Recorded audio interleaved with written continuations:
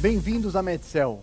Vamos conversar hoje sobre arritmias cardíacas. Meu nome é Rafael Munerato e a gente está passando os grandes capítulos da cardiologia para vocês.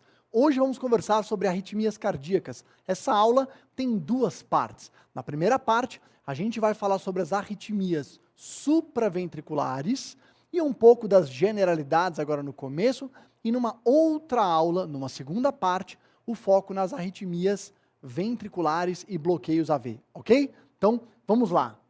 Vamos passar. Como início, eu gostaria de reforçar com vocês que arritmias cardíacas, até de uma forma semelhante ao que a gente conversou na aula de síncope, tem um espectro muito grande de apresentações.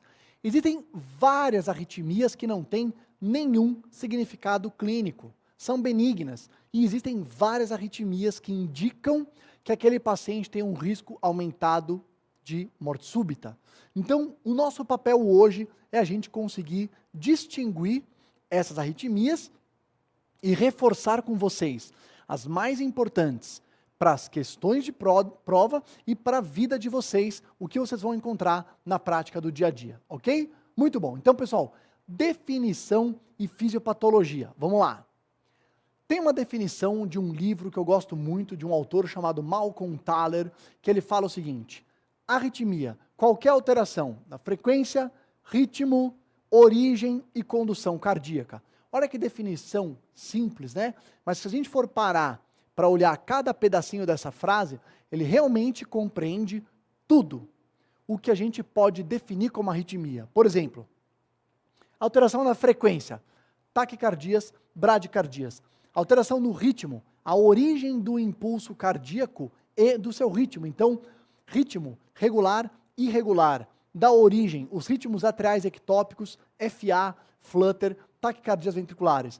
E na condução cardíaca, os bloqueios AV. Então, pessoal, nessa frase, a gente define tudo que a gente vai enquadrar dentro do estudo dessas nossas próximas duas aulas, ok? Então, causas de arritmia, também tirado do Malcolm Thaler, eu gosto muito desse acrônimo chamado RIS-DEBS, que nos ajuda a lembrar as causas de arritmia cardíaca. Então, quando um paciente nosso tem arritmia cardíaca, é nossa obrigação investigar essas causas. Se não houver nenhuma dessas causas, a gente diz que é uma arritmia idiopática, tá certo? É uma arritmia que não tem uma causa específica, mas é minha obrigação a gente investigar todas essas causas. Quais são elas? RIS, DEBS, H, hipóxia, né? Hipóxia é um forte indutor de arritmias, em especial pacientes com DPOC, pacientes com hipoxemia crônica. Vocês vão ver na prática clínica que vários doentes com DPOC têm flutter e fibrilação atrial, além de, claro, várias extrasístoles. Isquemia, o infarto agudo do miocárdio mata porque a isquemia é um forte indutor de arritmias. Então ela pode induzir taquicardia ventricular, fibrilação ventricular, ela pode levar a distúrbios de condução e bloqueios AV. Estímulo simpático. A gente sabe que o próprio estímulo adrenérgico do nosso próprio corpo, em situações normais ou patológicas, como o feocromocitoma, são indutores de arritmia. Drogas. Aqui, no caso das drogas, a gente pode pensar em diversos fármacos que têm como efeito colateral o aparecimento de arritmias. Cuidado especial em todas as drogas que aumentam o intervalo QT. Isso só é um capítulo à parte, né? As chamadas QT drugs. Existem vários medicamentos que prolongam o intervalo QT. Se o seu paciente toma esse remédio, você precisa monitorizar o intervalo QT. Intervalos QTs prolongados, risco de arritmias e risco de morte súbita, a gente tem que tomar cuidado. Inclusive, as drogas, os medicamentos antiarrítmicos podem dar como efeito colateral arritmias. Então, mostrando um pouco da complexidade do tema. Distúrbios hidroeletrolíticos são causa de arritmia, em especial potássio e cálcio. Bradicardia. A bradicardia é um estímulo para a ocorrência de arritmias. Por quê? Porque eu tenho inúmeros focos elétricos no coração, que ficam quietos por causa do nó sinusal, do automatismo do nó sinusal. Quando eu tenho uma situação de bradicardia, esses focos acordam e podem ser origens de arritmia. E por fim, o estiramento das câmaras cardíacas. Olha só, dilatação dos ventrículos, dilatação dos átrios propicia o aparecimento de arritmias. No caso da dilatação dos átrios, é um dos fatores mais importantes para que o paciente se mantenha em FA, fibrilação atrial, e que torna difícil tirar o paciente da fibrilação atrial, ok? Átrios muito grandes. Bom, pessoal, para estudar arritmia, a gente vai começar com um conceito fundamental, que é o conceito das células marca-passo, ok? Da atividade elétrica no coração. Então, o que são células marca-passo? São células que espontaneamente, quer dizer, sozinhas, são capazes de desencadear uma onda de despolarização. Nós vimos a onda de despolarização na aula de eletrofisiologia. E nós vimos também naquela aula que o coração pode estar repleto de células marca-passo. Em outras palavras, existem células marca-passo em vários lugares do coração. Mas existe uma regra chamada fenômeno de overdrive suppression, que diz que o lugar com as células marca-passo mais rápida comanda o coração. Nas pessoas normais, esse lugar, que é o chamado nó sinusal, é onde reúnem-se um grande número de células marca-passo, que são as mais rápidas do coração. Então, é por isso que o nosso ritmo normal é o ritmo sinusal, ok? Bom, a segunda parte que a gente vai estudar nessa aula de arritmias cardíacas também já foi explicada na aula de eletrofisiologia, o sistema de condução cardíaco. Então, o que a gente viu naquela aula? Do nó sinusal, a onda de despolarização despolariza o átrio direito, vai pelo fascículo de Bachmann para o átrio esquerdo, chega no nó AV, retarda a velocidade e vai para os ventrículos, passando pelo feixe de His, ramo direito e ramo esquerdo. Pessoal, esse desenho é para mostrar um dos conceitos que gera muita confusão quando a gente estuda arritmia, o conceito da junção atrioventricular, ok? Então vamos lá. Anatomicamente, a junção atrioventricular é compreendida pela porção baixa dos átrios, o nó AV e até a bifurcação do feixe de His. Então é exatamente como está na figura de vocês. De modo que tudo que for acima da junção AV, eu chamo de origem supraventricular. Tudo que for abaixo da junção AV, portanto, abaixo da bifurcação do feixe de His, eu chamo de origem ventricular. Então, pessoal, se aparece uma extrasístole aqui, supraventricular. Se aparece uma extrasístole aqui, extrasístole ventricular, por causa dessa definição da própria junção AV. Então, tudo que estiver acima da bifurcação do feixe de His, supraventricular, abaixo, ventricular. Outro conceito interessante. Nas pessoas, na maior parte das pessoas, tudo que se originar supraventricular, vamos supor, extrasístole, flutter, fibrilação, vai descer pelo sistema de condução normal. De modo que a gente acredita que muita arritmia supraventricular, como vai descer pelo sistema de condução normal, deve se comportar com QRS estreito. Ué, Rafael, isso não é 100% verdade? Não é todas as vezes assim? Não. A pessoa pode ter um bloqueio de ramo. Ou o próprio impulso pode descer com distúrbio de condução, pelo ramo direito ou ramo esquerdo.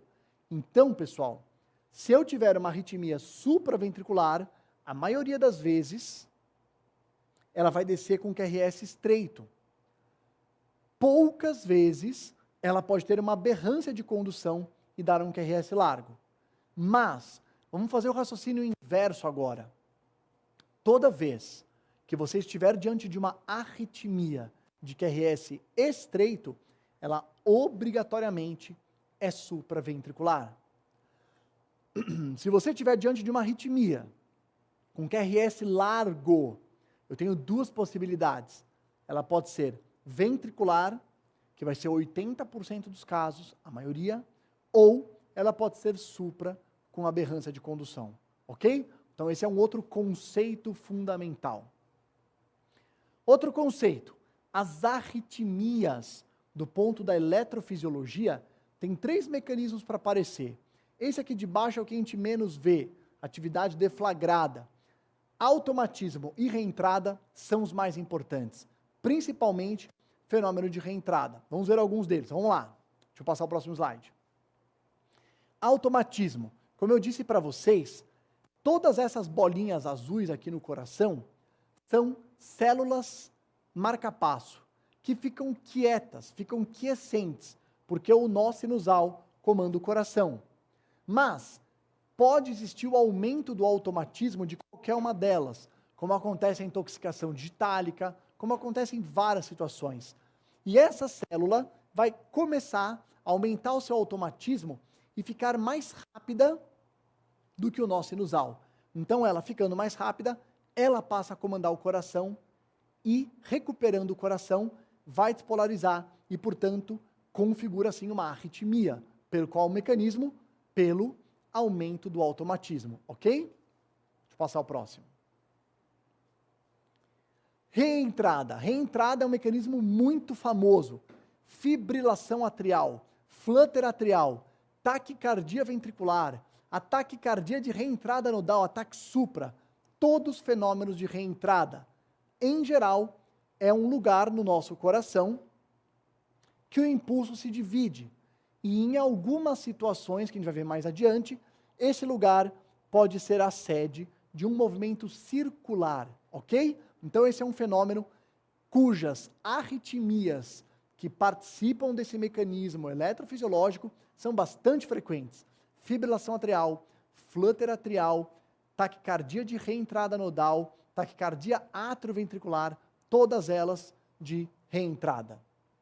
E por último, o mecanismo que eu disse para vocês, que a gente vê menos na prática clínica, que é a atividade deflagrada. Aqui no final do potencial de ação, que a gente viu na aula de eletrofisiologia, acontecem despolarizações espontâneas e que dão um novo potencial de ação e, portanto, uma arritmia. Ok?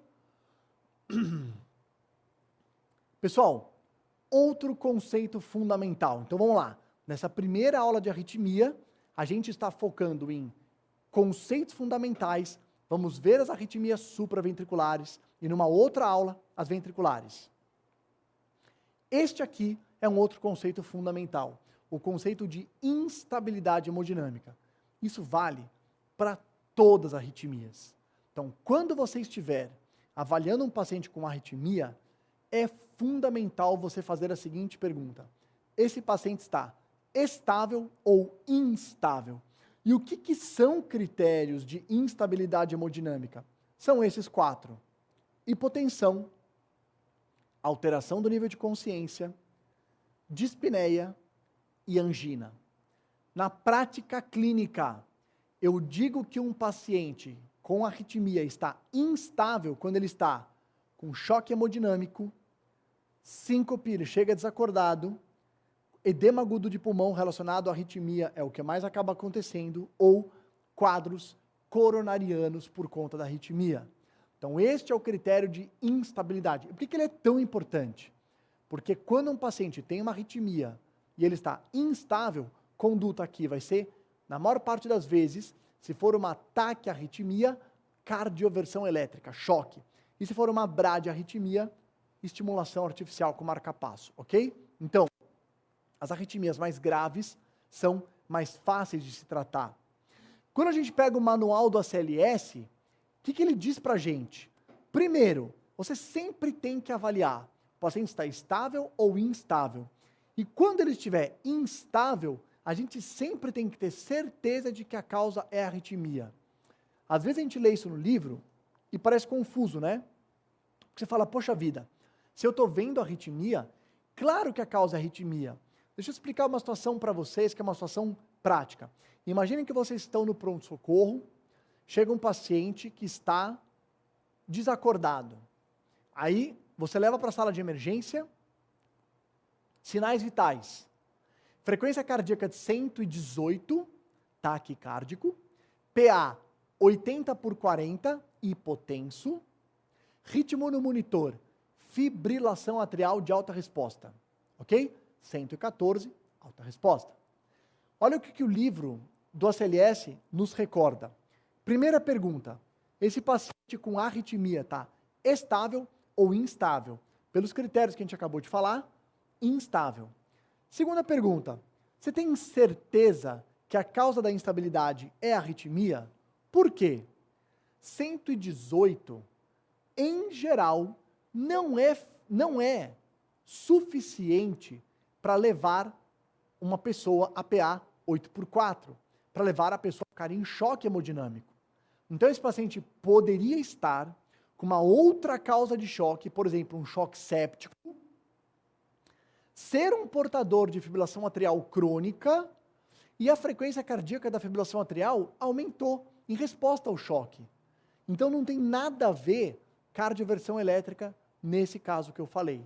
E isso, claro, faz parte da avaliação global do nosso paciente e não nua e crua só do ritmo cardíaco. Perfeito? Muito bom. Pessoal, então para começar agora a estudar as arritmias individualmente, vamos falar do grande grupo das arritmias supraventriculares, ok? Então vamos lá, deixa eu passar aqui o slide. Muito bem.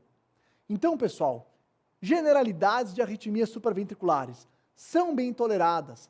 A maior parte dos pacientes que têm arritmia supraventricular toleram bem. Flutter, FA, TAC supra, exceto se já for um paciente cardiopata já. Se ele tiver uma valvopatia, se ele tiver doença coronariana, ok? Em geral, o paciente nem tem sintomas, mas quando ele tem sintomas, ele vem no consultório ou no pronto-socorro relatando palpitação, tontura, dispneia, pré-síncope e síncope. Então, esses, claro, são sintomas genéricos de todos os tipos de arritmia, ok? Primeiro tipo, taquicardia sinusal. Definição, ritmo sinusal, ondas P seguidas de QRS e T, P positiva em D2, com uma frequência cardíaca acima de 100. A grande maioria das taquicardias sinusais, ela tem uma causa para acontecer. Febre, desidratação, choque, hipertiroidismo, hiperatividade simpática, uso de drogas estimulantes, tá certo? Então, quando eu estiver diante de um paciente com taquicardia sinusal, a primeira coisa é avaliar situações clínicas que levam à taquicardia sinusal. Mas existe a taquicardia sinusal inapropriada. O paciente não tem nada disso e está taquicárdico. Aí é uma causa arrítmica para isso acontecer. Cuidado quando vocês forem avaliar um eletrocardiograma de um paciente em taquicardia sinusal, porque todas as ondas ficam mais perto. Então, olha como aqui a gente tem P, QRS, T, e essa onda T fica muito perto da próxima P, tá vendo? Olha. Então, às vezes, alguém pode falar, puxa, isso parece uma onda de taque atrial, de flutter. A gente vai ver depois como é que fica o taque atrial e flutter. Mas lembrem, é normal na taquicardia sinusal todos os intervalos ficarem mais próximos, ok? Vamos lá. Mais um exemplo de uma taquicardia sinusal, ok. Bradicardia sinusal, claro, é o oposto. É um ritmo sinusal com uma frequência menor que 50. Cuidado, há muito tempo atrás, a bradicardia era definida com frequência cardíaca abaixo de 60. Já faz tempo que isso mudou, frequência cardíaca abaixo de 50. Da mesma forma, tem afecções clínicas que podem ser responsáveis por isso. Um tônus vagal exacerbado, como acontece no atleta, hipersensibilidade do seio carotídeo, mas tem doenças também. Doença do nó sinusal é uma das frequentes na clínica médica. Outras, quando você está diante de um paciente no pronto-socorro ou na UTI, bradicardia sinusal é um dos critérios que fazem parte, né, do grande conjunto de sintomas e sinais de hipertensão intracraniana. Outro, medicamentos, hipotermia e até intoxicações exógenas, como no caso dos carbanatos. São todas causas de bradicardia sinusal. Terceiro tipo de arritmia, extrasístoles. Pessoal, por definição, extrasístole é um batimento antecipado. Então, olha, ritmo sinusal, extrasístole. Então, toda extrasístole é um batimento antecipado, ok? A extrasístole supraventricular, em geral, ela dá uma onda P, QRST. Ela pode ter uma P bloqueada e ela pode vir com distúrbio de condução.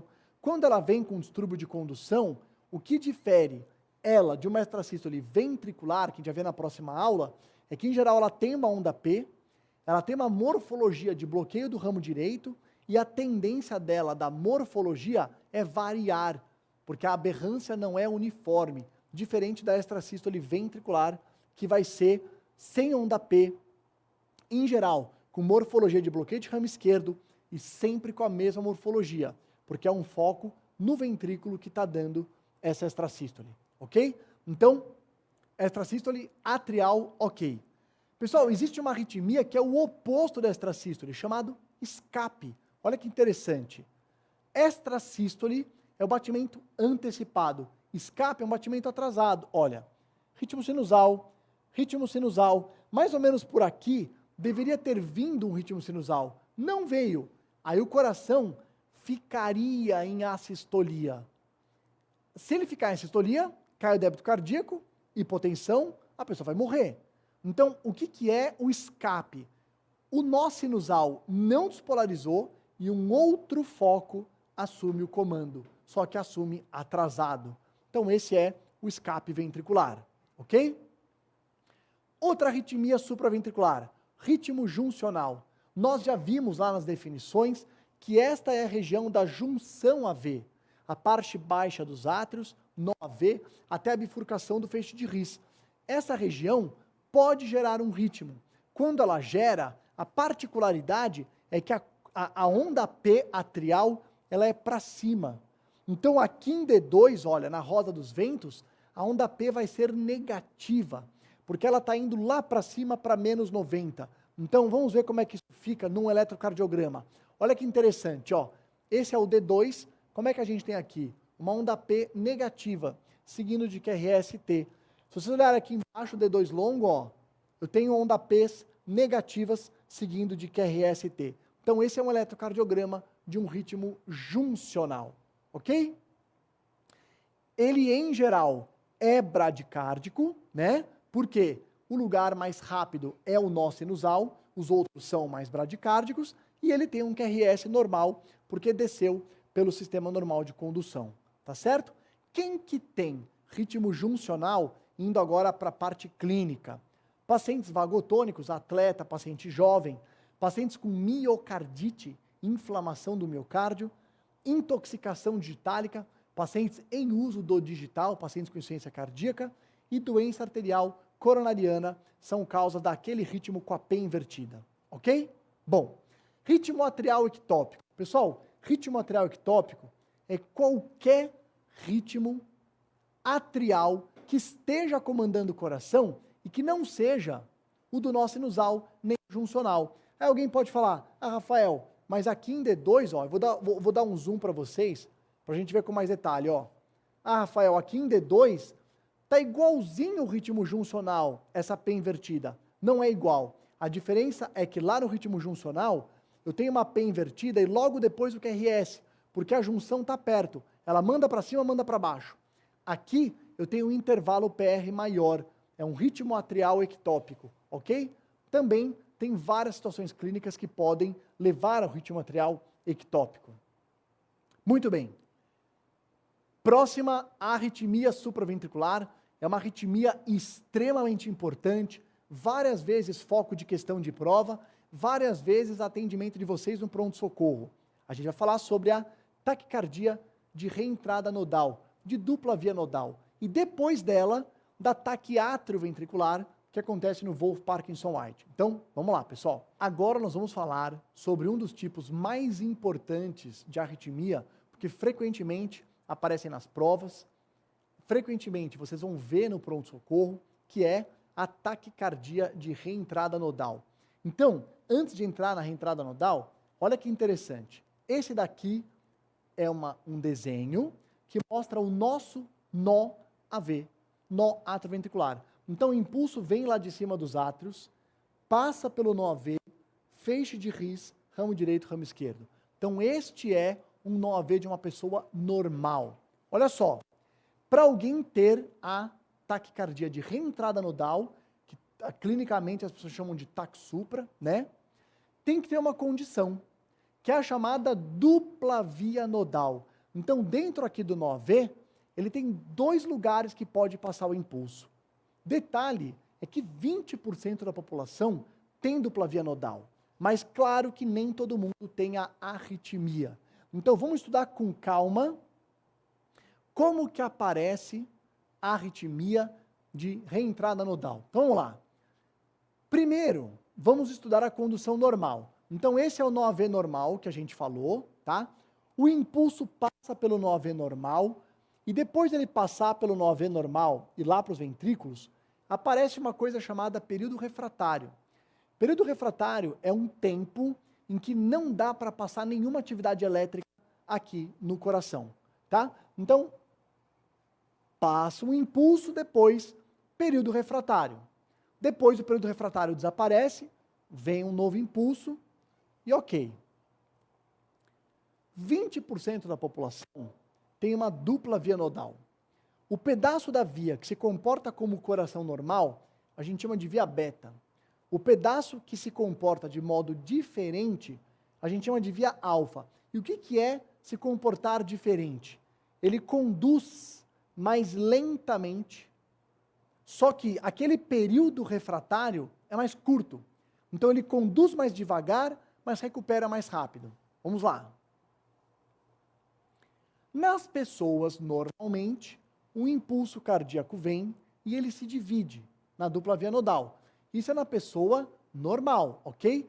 Ele não está tendo arritmia, por enquanto. Como ele se divide, ele vai passar aqui pela via beta mais rápido, depois ele, como passou por essa via mais rápido, dá a volta e sobe, deixa eu passar o próximo, inibe aquele que estava vindo lá na via alfa e vai para os ventrículos. Então, 20% da população tem dupla via nodal e não teve nenhuma arritmia, porque ele faz exatamente como eu descrevi. Ele desce, se divide, só que essa via é mais rápida, ele vem, anula esse e vai para os ventrículos. Agora olha só. Período refratário. Este demora mais tempo. Este é mais rápido. Então, logo, ele está apto a uma nova condução. Essas pessoas vão ter taquicardia de reentrada nodal quando eu tenho uma extrasístole, num momento matemático específico que pega a via alfa liberada e a via beta no período refratário. Então, pessoal, olha o que vai acontecer. Ele não passa por aqui, mas passa por aqui. Só que como essa via conduz lentamente, a hora que ele chega aqui embaixo, essa via está liberada já. E aí o impulso consegue passar, mais um ele consegue subir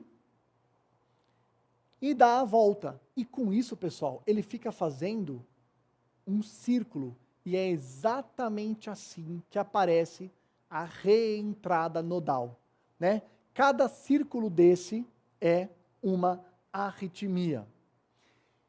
Todo tratamento que você vai dar para tirar o paciente da reentrada nodal visa acabar com esse ciclo. Como é que ele acaba com esse ciclo?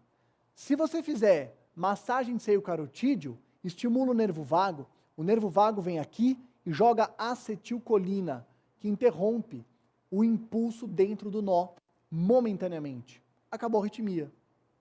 Se você der adenosina, ela cria um bloqueio atrioventricular momentâneo. Acabou a arritmia. E enquanto a arritmia se perpetua, vamos dar uma olhada agora, lá no eletrocardiograma, vamos passar mais o próximo, vamos passar mais. Todo mundo já viu como é que se comporta a reentrada, né? Aqui. Cada vez que ele está naquele círculo, a gente gera este eletrocardiograma. É uma taquicardia de QRS estreito, RR regular, sem ondas P. Ué, mas quando dá aquela volta, ele não lança uma P retrógrada? Lança. Só que ela pega, pessoal, no fim do QRS. Então eu quase não vejo aqui no eletrocardiograma, tá? Ou eu vejo em algumas derivações, porque ela vai no fim do QRS. O nome deste eletrocardiograma é taquicardia de QRS estreito, RR regular, sem ondas P. Este aqui está um sobre o outro para diferenciar uma taquicardia sinusal de uma taquisupra. Vamos ver o outro. Este é um eletrocardiograma, eu vou dar um zoom aqui para vocês, ó, para mostrar. Pessoal, taquicardia de QRS estreito, RR regular, sem ondas P. Diagnóstico, taquisupra. Detalhe, esse é o QRS. E esse daqui, essa pontinha no final do QRS, é o pseudo R', que é a P retrógrada. Ok? Vamos lá. Deixa eu voltar aqui para a gente caminhar. Tudo bem? Então, pessoal, aqui no slide, essa é a frase da taquisupra. Detalhe, a frequência cardíaca. Vamos falar de algumas características da taquicardia de reentrada nodal. Frequência em geral, 160, 170, interrompida por uma manobra vasovagal. A gente tem vários jeitos de fazer manobra vasovagal, massagem de seio carotídeo, lavar o rosto com água fria, tosse contra resistência, sentar no chão e colocar a cabeça entre o joelho, ok? E medicamentoso, como é que a gente tira o paciente lá no pronto-socorro? Então, você pode auscultar as carótidas, não ouviu nada. Você pode tentar a massagem de seio carotídeo. Agora, não saiu medicamento. Primeira opção, adenosina, uma ampola, 6 mg EV em bolos rápido. Esse é um dos bolos mais rápidos da medicina, né? Por quê? Porque a adenosina dura segundos no sangue. Então você faz bolos, abre a torneirinha, joga água destilada, levanta o braço, para ele bloquear o nó AV durante alguns segundos e tirar o paciente da arritmia. Se não teve sucesso, 2 ampolas, repetir com 2 ampolas. Não teve sucesso, ou eu não tenho adenosina, eu posso tentar verapamil ou diltiazem, mas é menos usado. Tirei o meu paciente da crise. Meu paciente está bem, ele não tem cardiopatia estrutural, ele vai poder ir para casa. Mas eu documentei que ele tem dupla via nodal. Então eu posso, para tentar manter ele fora da crise, introduzir beta-bloqueador ou propafenona como um profilaxia de novas crises, ok? Muito bom. Existe uma outra variação que é bastante parecida com o ataque de reentrada nodal, mas acontece nos pacientes que têm Wolff-Parkinson-White. Então, pessoal, eu vou ampliar aqui um pouco para vocês, vou trazer esse desenho para cá, ó, para explicar para vocês, ó.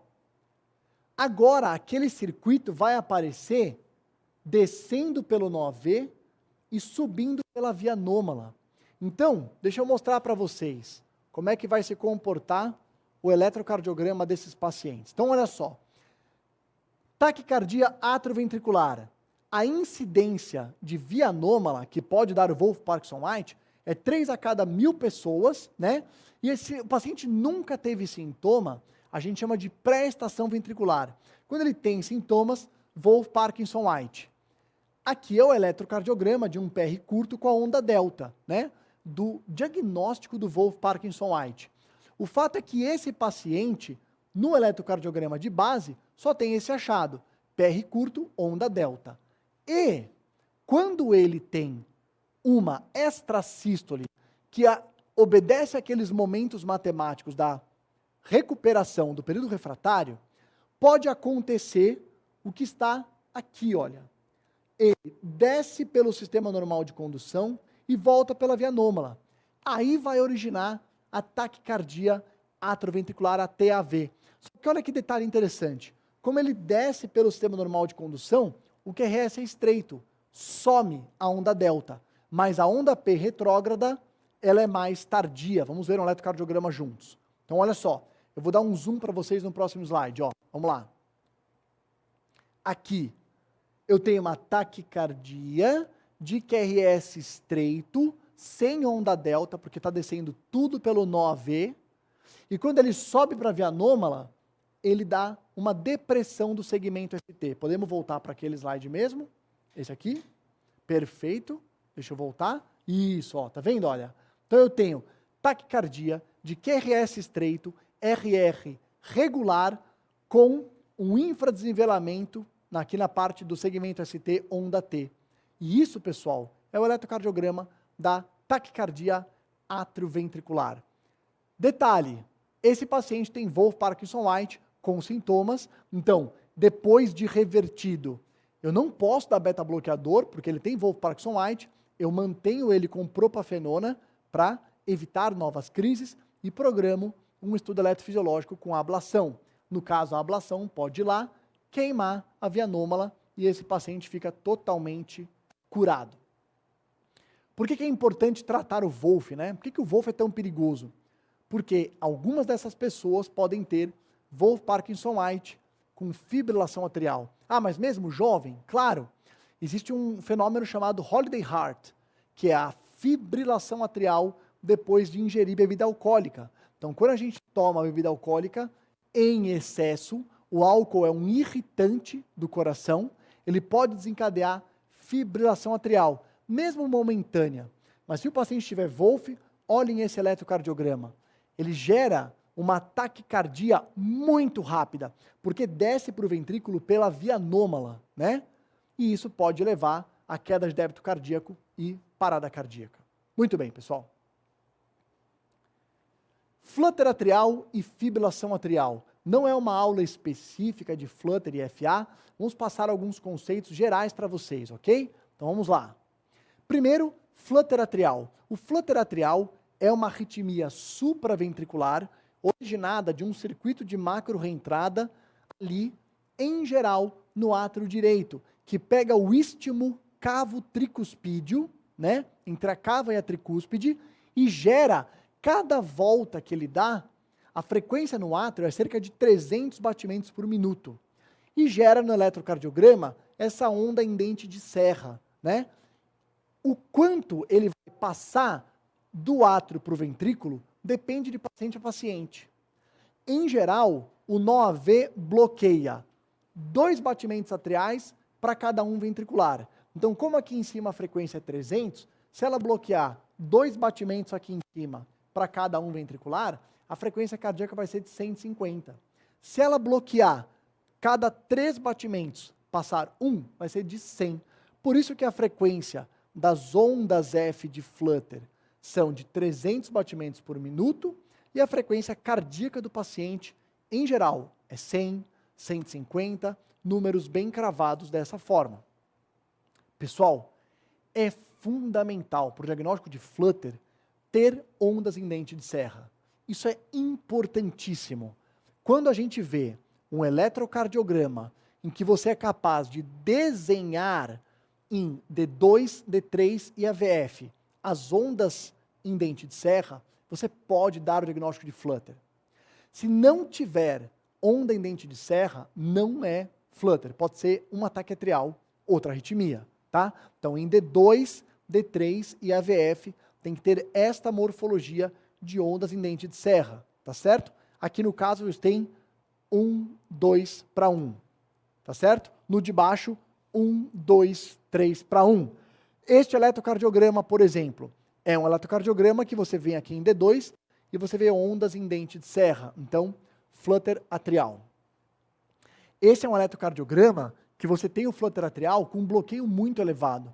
Esse paciente, por exemplo, poderia estar tomando algum remédio que bloqueia o NOAV, mostrando um Flutter numa frequência cardíaca bradicárdica, mas ainda é um Flutter, tem ondas em dente de serra com 300 batimentos por minuto, ok?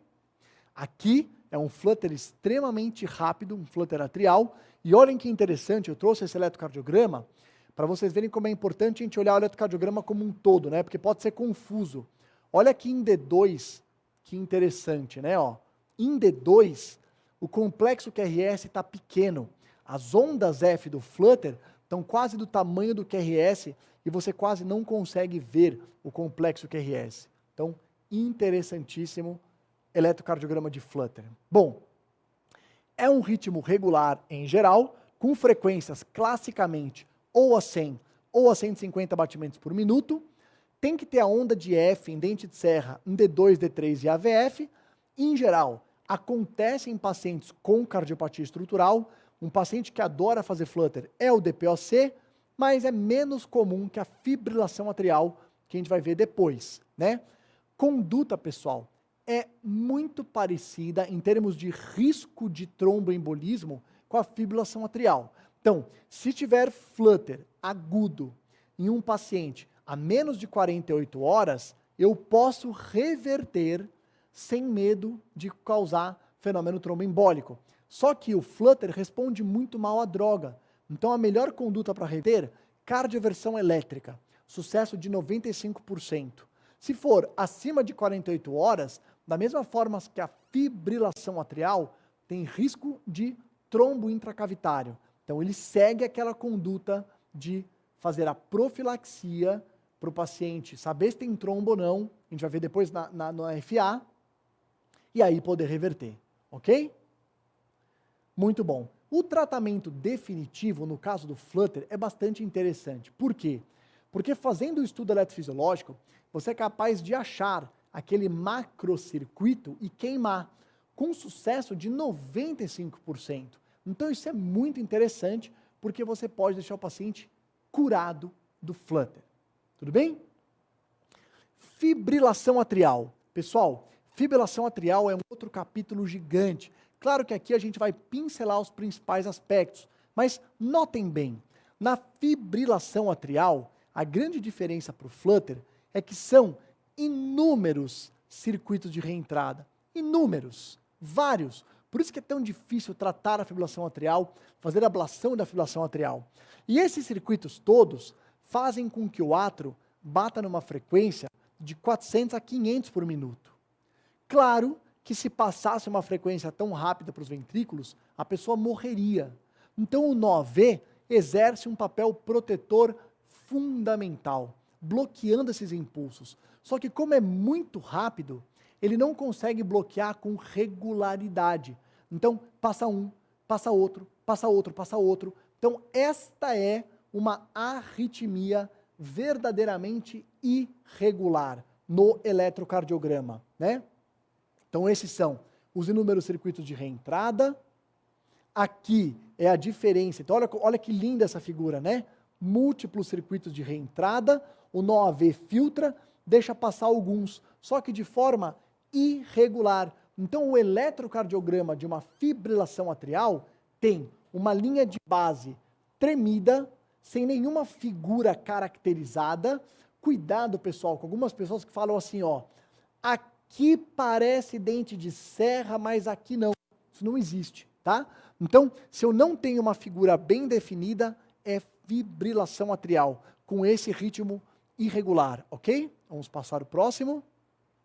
Mais um eletrocardiograma. Podem notar a diferença da distância entre os complexos QRS por conta da variação do bloqueio do NOAV. Eu vou passar para vocês alguns conceitos gerais de FA. Um dos principais é a nomenclatura. Então, paroxística é aquela FA que começou e pode ir embora sozinha. Em geral, ela vai embora antes de 24 horas. Mas eu chamo de FA paroxística até 7 dias. A fibrilação atrial persistente é aquela que não foi embora sozinha. E, em geral, dura mais de 7 dias. Então, eu tenho que reverter com cardioversão elétrica ou química. E eu chamo de permanente aquela fibrilação atrial que ou eu tentei reverter e não consegui, ou eu não quero reverter. Estranho, né? Mas tem vários pacientes que a gente permite que fique em fibrilação atrial, só tomando cuidado com o fenômeno tromboembólico. Eu chamo de FA permanente, ok? Vamos passar o próximo aqui. Perfeito. Bom, outro eletrocardiograma mostrando a fibrilação atrial. Pessoal, generalidades. É a arritmia sustentada mais comum da clínica médica. Claro que aquele átrio que não bate, ele está tremendo, é fonte ali de coágulos de sangue, então é causa importante de AVC isquêmico, tá certo? E ocorre em pacientes com cardiopatia estrutural, da mesma forma como acontece também em pacientes com coração normal. Então, a fibrilação atrial acontece bastante em cardiopata, mas pode acontecer em pacientes com coração normal, que é a chamada fibrilação atrial isolada. O risco de embolia é 5% ao ano, mas se o paciente tiver outros fatores de risco, aumenta muito, e é esse paciente que merece mais anticoagulação. Então, quais são fatores de risco? Insuficiência cardíaca, diabetes, hipertensão, sexo feminino, doenças vasculares, paciente idoso e AVE prévio. Então, aumenta o risco do paciente, aumenta o benefício dele ser anticoagulado.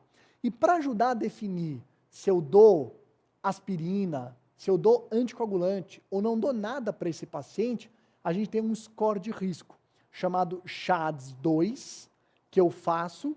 Se o paciente ganha 2 pontos, acabou a discussão, anticoagulação, tá? Se ele ganha 0 ou 1, eu faço um outro, chamado SHADS-2-VASC, que é mais completo. Cada um desses ele ganha 1 ponto, tá vendo? Então, claro, depois vocês podem ver com mais calma, né? Mas o objetivo da aula é de dar uma visão geral para vocês de FA, mas tem insuficiência cardíaca, ganha 1 ponto. Tem hipertensão, ganha 1 ponto. Mais 75 anos, ganha 1 ponto. Diabetes, 1 ponto. E assim por diante. Aqui no SHADS-2 entram outros elementos, como o sexo feminino que a gente falou e doenças vasculares prévias. Né? De modo que depois, pessoal, vamos vir aqui para um algoritmo que é um algoritmo muito legal de estudar. Quando você tem todos os dados do teu paciente, é aqui que você define se você vai dar anticoagulação ou aspirina ou qualquer outra coisa. Então, olha que interessante, olha, você está diante de um paciente com fibrilação atrial. O que você vai fazer? Primeiro de tudo, SHADS, tá certo? SHADS. Score maior que 2, acabou. Anticoagulação oral, é o benefício que ele tem. Score entre 0 e 1, eu peco por excesso e faço SHADS-VASC. Se com o SHADS-VASC ele ganha uma nota maior que 2, vai ganhar anticoagulação. Se ele ganhar 0, quer dizer, foi 0 no SHADS, foi 0 no SHADS-VASC, nada ou aspirina. Tem vários arritmologistas que dizem dar aspirina é mais para nossa ansiedade do que para uma evidência científica bem documentada. Você pode deixar esse paciente sem nada, que é o caso de alguns pacientes com fibrilação atrial paroxística isolada. Agora, se deu 1, fica de novo a discussão. Posso dar aspirina, posso dar anticoagulação, mas de novo, aspirina não tem muito benefício comprovado. Então aqui no caso, preferência ao anticoagulante. Dar anticoagulante, claro que é super complicado, tem uma série de elementos que a gente tem que se preocupar. Então vou retornar aqui só para mostrar uma coisa para vocês, olha, tem um outro score chamado HAS-BLEED, que é um score que a gente avalia o risco do paciente sangrar. Se o paciente tiver risco de sangrar, aí a gente entra naquela encruzilhada da medicina, que ele mereceria anticoagular, mas tem risco de sangrar, e aí talvez aí seja uma das indicações de dar uma aspirina, né? Ou a gente pesar o risco-benefício com esse próprio paciente, tudo bem? Pessoal, algumas terminologias de FA. Então, olha só. FA paroxística, a gente comentou, dura menos que 7 dias, em geral reverte espontaneamente. Persistente, mais de 7 dias. Permanente, eu não quero reverter ou falhei em reverter. Aguda, menos de 48 horas. Tem uma terminologia chamada FA não valvar e FA valvar, dependendo se o paciente tem ou não doença de valvopatia no coração. FA isolada, paciente adulto jovem que não tem cardiopatia estrutural, não tem aqueles fatores de risco embólico. É em geral esse que pode ficar sem nada em termos de risco de fenômeno embólico. Outro conceito super interessante, FA paroxística. Isso vocês vão ver muito no pronto-socorro. Por que algumas pessoas podem entrar em FA que dura pouco tempo e sair sozinho? Em geral, induzido por álcool, induzido por pericardite, induzido por pós-operatório, tireoidopatia, apneia do sono e DPOC. Ok? E aqui um pouco com relação à conduta. FA aguda. Claro, se estiver instável, choque. Se ele estiver completamente estável, sem repercussão hemodinâmica, é aguda, menos de 24, 48 horas, eu vou paralisar, mas eu posso reverter. química ou eletricamente, né? E se for um paciente com mais de 48 horas, aí eu tenho risco. E se eu tenho risco, eu não quero reverter naquela hora.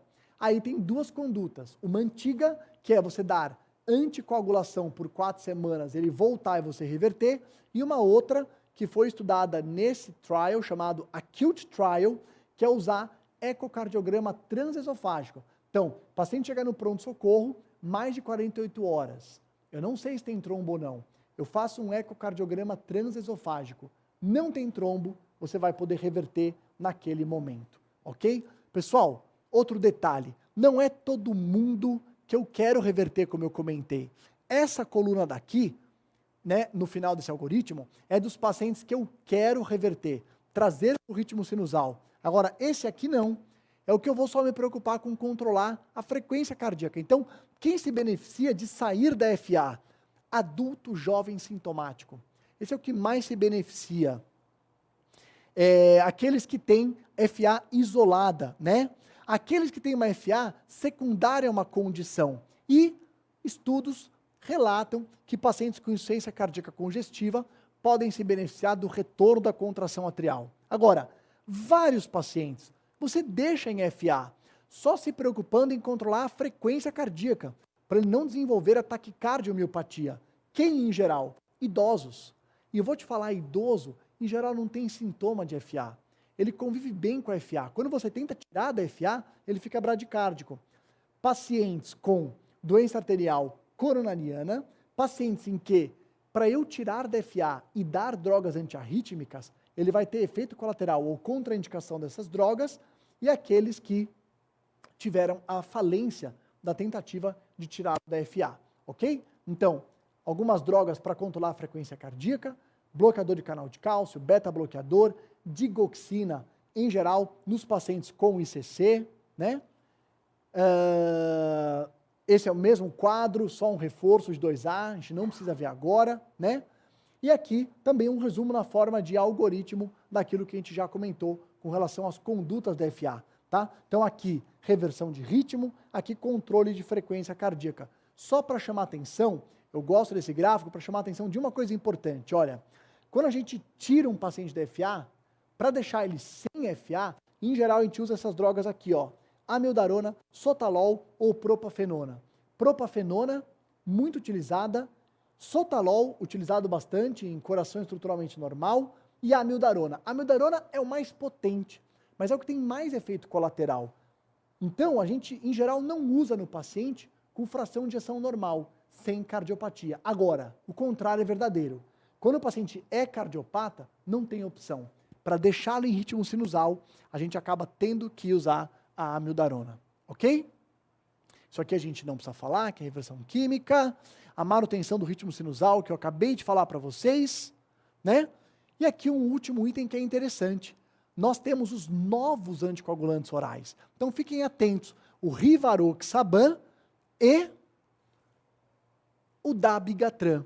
Os dois podem ser usados naquele paciente com FA crônica, que vai ficar anticoagulado. Agora, o Dabigatran, em geral, deixa eu passar para frente aqui, ó. O Dabigatran, pessoal, tem também no consenso uma referência de que ele pode ser usada naquele período que você vai manter o paciente durante 3 a 4 semanas anticoagulados antes da reversão da FA, ok? Pessoal, muito obrigado. Essa foi a primeira aula de arritmias. Na próxima aula, a gente vai falar sobre os bloqueios AV e as arritmias ventriculares. Até mais tarde.